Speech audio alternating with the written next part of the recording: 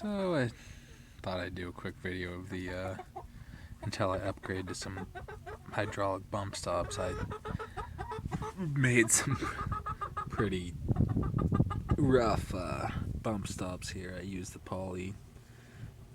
I think that they're, no, what are they? Polyperformant? No. Prothane.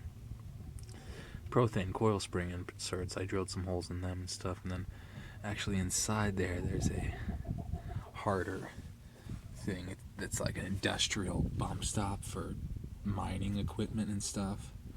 And originally I had it on top, but I didn't take the time to put washers in between like I wanted to, bigger washers around, because I just didn't fabricate them, because obviously you can't find a washer that's like 4 inches around. But they ended up getting pushed down into there, which worked because it still is the right length of bump.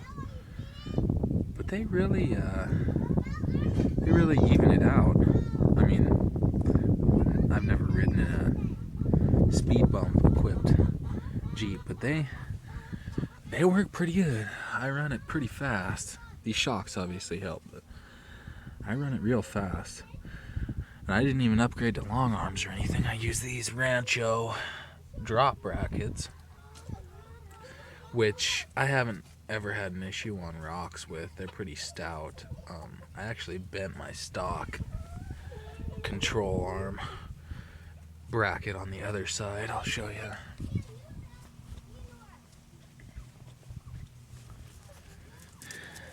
Right there, yeah. But that thing didn't get bent, so I don't know.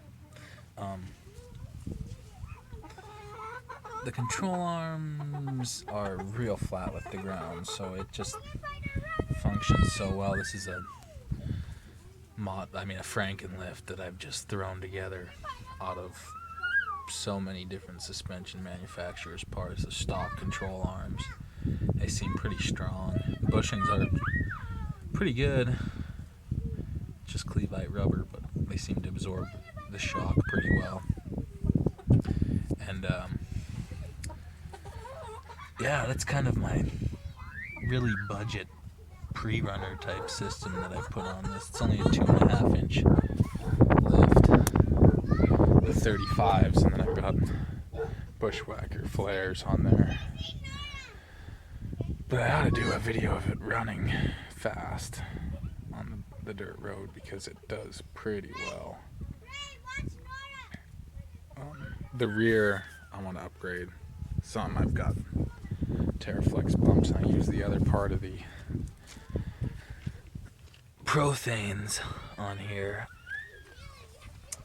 If you can see them, it's covered in stuff, but I use the other part of the Prothane, kind of mounted it to the Terraflexes, and then there's the stock bumps up there. But as far as the loading curve goes of it, it's real similar to the loading curve that they show on the Terraflex site.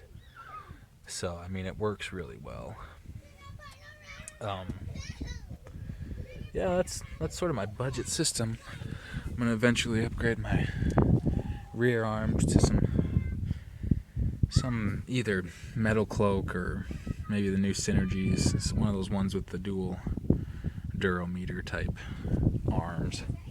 I kind of was thinking about just long arming the rear, but I'm not sure how that'll work. Or maybe I'll try linking it with a brace on the 44 like Rock Crawler does or something, but that'll be later on when I acquire more money. So yeah, there's my budget Prerunner suspension. So